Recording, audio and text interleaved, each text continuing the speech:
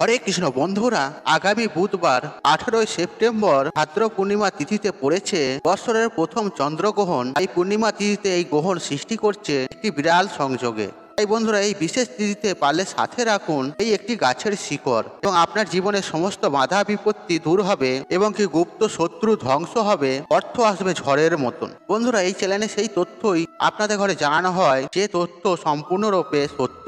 বন্ধুরা, এই তথ্য কোটি কোটি টাকা খরচা করলেও আপনারা কোথাও পাবেন না। তাই বন্ধুরা, মনের বিশ্বাস ও ভক্তির সাথে চন্দ্রগ্রহণের দিন সাথে রাখুন এই গাছের শিকড়। দেখবেন 24 ঘন্টার মধ্যে এর ফলাফল আপনি পাবেন। বছরের প্রথম চন্দ্রগ্রহণ মহাযোগে সাথে রাখুন এই গাছের মূল, তাহলে আপনারা বিশেষ ক্ষমতার অধিকারী হবেন। সেই সঙ্গে আপনারা রাজার হালে থাকবেন এবং কি প্রচুর পরিমাণে আর্থিক উন্নতি করতে পারবেন এবং জীবনের সকল প্রকার সমস্যা থেকে সুনিশ্চিতভাবে রেহাই পাবে। হ্যাঁ বন্ধুরা, আপনারা যদি জীবনে অখণ্ড সৌভাগ্যের অধিকারী হতে চান ও ভাগ্যে বৃদ্ধি করতে চান এবং যাবতীয় সমস্যা থেকে যদি আপনারা রেহাই পেতে চান, তাহলে অতি অবশ্যই আগামী বুধবার 18 সেপ্টেম্বর বৎসরের প্রথম চন্দ্রগ্রহণের দিন এই গাছের মূল নিজের সাথে রাখুন। দেখবেন পরিবারে সুখ শান্তি সমৃদ্ধি বজায় থাকবে। ছোটখাটো সমস্যাগুলি থেকে সুনিশ্চিতভাবে পরিত্রাণ মিলবে। তাই বন্ধুরা, আপনারা এই গাছের মূল কখন ধারণ করবেন, কিভাবে করবেন, এর নির্দিষ্ট নিয়ম কি, এই সকল প্রত্যেকটি বিষয় স্টেপ বাই স্টেপ আমি আপনাদেরকে সুন্দরভাবে আমার এই ভিডিওর মাধ্যমে বলার চেষ্টা করব। তাই এই প্রসঙ্গে বিস্তারিত জানার আগে আপনাদের বলে রাখি, আর আপনি যদি আমার এই চ্যানেলে নতুন হয়ে থাকেন তাহলে চ্যানেলটি অবশ্যই সাবস্ক্রাইবার করুন এবং পাশে থাকা বেল আইকনটি ক্লিক করুন। চলুন এবার মূল আলোচনায় প্রবেশ করা যাক। তবে মূল আলোচনায় প্রবেশ করার আগে আপনারা যদি স্বয়ং পরমেশ্বর শ্রীকৃষ্ণের আশীর্বাদ কৃপাদৃষ্টি লাভ করতে চান, তাহলে জয় শ্রীকৃষ্ণ লিখে কমেন্ট অবশ্যই করুন। এতে শ্রীকৃষ্ণের আশীর্বাদ সদা সর্বদাই আপনার উপরে থাকে। বন্ধুরা, আজ আমি আমার এই ভিডিওর মাধ্যমে এই গাছের মূল ধারণ করতে বলবো। সেটি কিন্তু অত্যন্ত শক্তিশালী এবং প্রত্যেকটি বড়লোক ব্যক্তি অর্থাৎ ধনী ব্যক্তিরা চন্দ্রগ্রহণ চলাকালীন সময়ের মধ্যে এই শিকড় নিজের কাছে রেখে থাকে। এছাড়াও এই উপায় বা ক্রিয়াটি পরীক্ষিত এবং প্রমাণিত। এটি একটি উপায়, আর আমাদের শাস্ত্রই বলছে এই উপায় বা ক্রিয়াটি এই চন্দ্রগ্রহণ সময়ে চলাকালীন করলে এবং নিজের আর্থিক ভাগ্যকে জাগিয়ে তুলতে পারবেন। বন্ধুরা, আগামী বুধবার 18 সেপ্টেম্বর গ্রহণ চলাকালীন যদি সামান্য এই উপায় এই ক্রিয়াটি করতে পারেন, তাহলে কিন্তু আপনারা সর্বকর্মে সফলতা পাবেন। এক কথায় বলতে গেলে সারা জীবন টাকার বৃষ্টি হবে, আপনারা রাজার হালে থাকবেন। বন্ধুরা, এই গাছের মূল এতটাই শক্তিশালী যা আপনারা কল্পনাও করতে পারবেন না। বন্ধুরা, যদি ধরুন আপনাদের বাস্তুতে কেউ টুকটাক করে রেখেছে বা কেউ হয়তো আপনার কোনো গোপন শত্রু আপনার ক্ষতি করতে চাইছে, সেই গোপন শত্রুর হাত থেকেও এই গাছের শিকড় আপনাদেরকে রক্ষা করবে। সেই সঙ্গে আপনাদের বাস্তু দোষ ঠিক থাকবে। কেউ যদি আপনার ওপর কোনো প্রকারের তন্ত্রক্রিয়া করে থাকে, যার ফলে আপনার জীবনে আয় উন্নতি করতে পারছেন না, সংসারে ধরুন অশান্তি কলহ লেগেই রয়েছে, সেই সঙ্গে শারীরিক সমস্যা লেগেই রয়েছে, একই সঙ্গে অর্থনৈতিক সমস্যা আপনাদেরকে আষ্টে পৃষ্ঠে জর্জরিত করে দিচ্ছে, আর এই সব জায়গাগুলি থেকেই আপনারা কিন্তু এই টোটকা বা উপায়টি করে খুব সহজেই সুনিশ্চিতভাবে আপনারা কিন্তু বেরিয়ে আসতে পারবেন খুব সহজেই।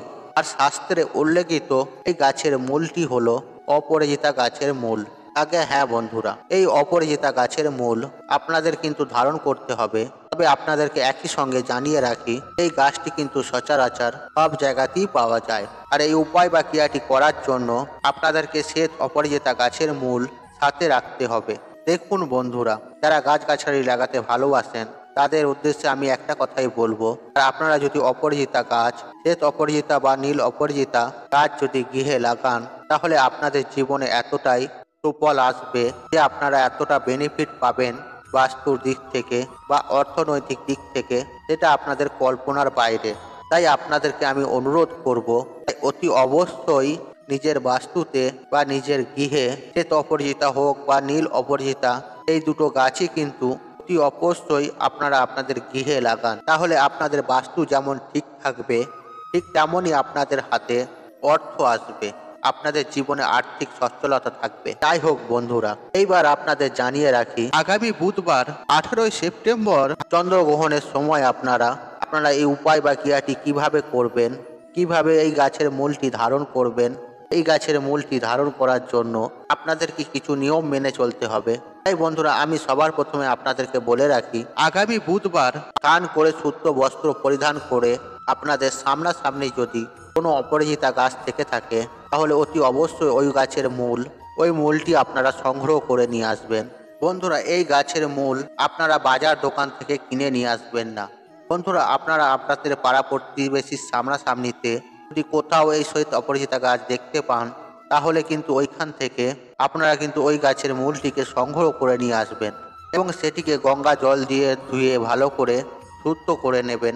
তবে একটি বিষয় আপনারা অবশ্যই মাথায় রাখবেন, গাছের মূলটি যখন আপনারা তুলবেন, তখন এক নিঃশ্বাসে এই গাছের মূলটি তুলতে হবে এবং সাথে একটি বিশেষ মন্ত্র আপনাদেরকে উচ্চারণ করতে হবে। আর এই মন্ত্রটি হলো ওম অপরাজিতায় নমঃ, ওম অপরাজিতায় নমঃ।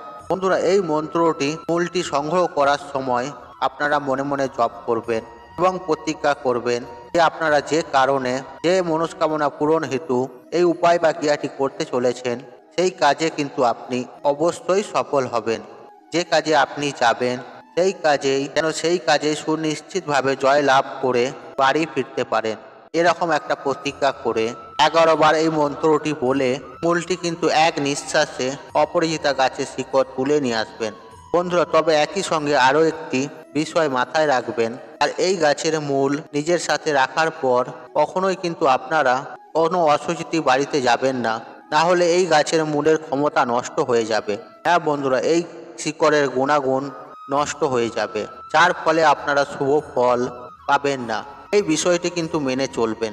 এইভাবে আপনারা চন্দ্রগ্রহণের দিন অপরাজিতা গাছের মূলটিকে সংগ্রহ করে নিয়ে আপনার বাড়িতে আসবেন। তারপর গঙ্গা জলে ধুয়ে ভালোভাবে পরিষ্কার করে নেবে, তারপর ছোট্ট ছোট্ট করে টুকরো করে নেবে এবং এই মূলটি আপনারা 2 হাতেই ধারণ করতে পারেন বা কোমরেও ধারণ করতে পারেন। আর যদি আপনারা একটি হাতে ধারণ করতে চান, তাহলে ছেলেরা পরবে ডান হাতে এবং মহিলারা পরবেন বাঁ হাতে। বন্ধুরা, এই মূলটিকে আপনারা আগামী বুধবার চন্দ্রগ্রহণ ও পূর্ণিমার মহাযোগে সন্ধ্যার পরে পরমেশ্বর শ্রীকৃষ্ণের পূজা আরাধনা করবেন, সেই সঙ্গে লক্ষ্মী নারায়ণের পূজা আরাধনা করবেন এবং মায়ের চরণতলে এই শিকড় নিবেদন করবেন।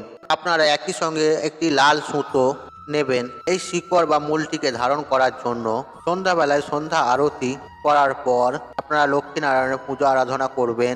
মা লক্ষ্মীর চরণতলে এই শিকড় নিবেদন করে কর্পূর জ্বালিয়ে মায়ের আরতি করবেন এবং আপনাদের মনস্কামনা, মনোবাসনা সমস্ত কিছু লক্ষ্মী নারায়ণের কাছে ব্যক্ত করবেন।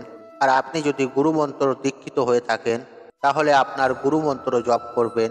আর যদি আপনি গুরুমন্ত্র না হয়ে থাকেন, তাহলে পরমেশ্বর ভগবান শ্রীকৃষ্ণের মহামন্ত্র জপ করতে পারেন। এছাড়াও মা লক্ষ্মীর যে কোনো মন্ত্র আপনারা জপ করতে পারেন। এই সকল মন্ত্রের মধ্যে যে কোনো মন্ত্র একটি 21 বার হাত জড়ো করে জপ করবেন। তারপর মায়ের পুজো আরাধনা সম্পূর্ণ করবেন এবং মনোবাসনা জানাবেন। পুজো আরাধনা হয়ে যাওয়ার পর আপনারা ওই শিকড়গুলি মায়ের চরণতল থেকে আশীর্বাদ স্বরূপ তুলে নেবেন। তারপর ওই শিকড়টি লাল সুতো দিয়ে আপনারা ভালোভাবে বাঁধবেন। তবে এই লাল সুতো নেওয়ার ক্ষেত্রে আপনাদের মাথা থেকে পা পর্যন্ত 7 কিলি সুতো নেবেন এবং এই সুতোটিকে 7টি গিঁট বাঁধবেন। তারপর এই শিকড়টিকে বেঁধে ছেলেরা ডান হাতে আর মহিলারা বাঁ হাতে এটিকে ধারণ করবেন। দেখবেন আপনারা বিশেষ ক্ষমতার অধিকারী হবেন। এই সঙ্গে আপনারা অখণ্ড সৌভাগ্যশালী হবেন এবং আপনাদের জীবনে সুখ, শান্তি, সমৃদ্ধি আসবে। এক কথায় বলতে গেলে আপনারা রাজার হালে থাকবেন। আপনাদের অর্থনৈতিক কষ্ট দূর হবে, রোজগারের যোগ সৃষ্টি হবে। বন্ধুরা, তাই আজকের মতন বিদায় নিলাম। আপনাদের এই ভিডিওটি যদি পছন্দ হয়ে থাকে, তাহলে ভিডিওটি লাইক করুন, কমেন্ট করুন এবং বন্ধু বান্ধবদের সাথে শেয়ার অবশ্যই করুন। মনে রাখবেন, আপনার একটি শেয়ার অনেক মানুষকে উপকৃত করে তুলতে পারে। এবং আপনি যদি নতুন হয়ে থাকেন, তাহলে চ্যানেলটি অবশ্যই সাবস্ক্রাইবার করুন এবং পাশে থাকা নোটিফিকেশন বেল আইকনটি অন রাখুন, কারণ এইরূপ নিত্য নতুন ভিডিও সবার আগে দেখার জন্য। ঈশ্বর আপনার মঙ্গল করুক, আপনি সুস্থ থাকুন, আপনি ভালো থাকুন, আপনার দিন মঙ্গলময় হোক। হরে কৃষ্ণ কৃষ্ণ কৃষ্ণ হরে হরে।